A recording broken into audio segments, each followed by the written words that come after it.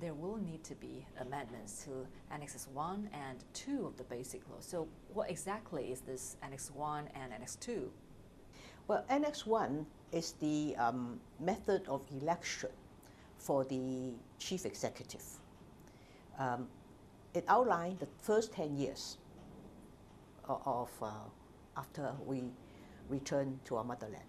And then after the year 2007, there is a procedure by which if Hong Kong wished to initiate some changes in the election of the chief executive, there are 5 steps, and eventually it has to be approved by the Standing Committee of the National People's Congress.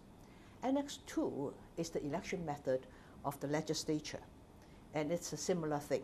So basically, the final approval rests with the Standing Committee of National People's Congress.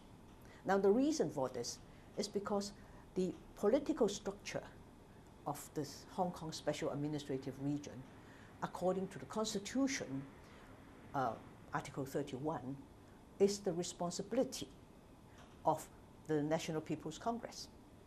There are media reports saying that the election committee will be expanded and the district councillor seats will be scrapped. What do you think of this? Well, the election committee is the election committee for electing the chief executive. The formation of the election committee at this point of time, right now, is there are 4 groups. The district council representatives holds about 117 places, seats in the election committee. But according to the Basic Law, Article 97, district organizations are not politically empowered organizations. In other words, if we go back to the Basic Law as it stands now, then district council should not participate in the election of the chief executive.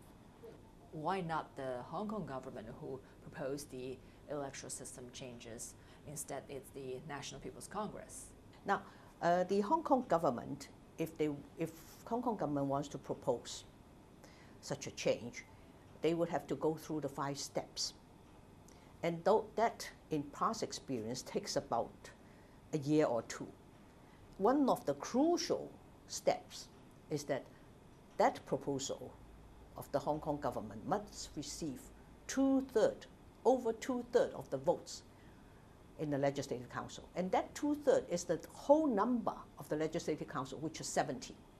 But because in Hong Kong, the opposition party, apart from 2 members, decided to have a mass resignation. So now the Legislative Council members is less than 2/3 of the 70. So there is no way that you can pass, even there is general agreement in Hong Kong, there's no way you can pass a political reform.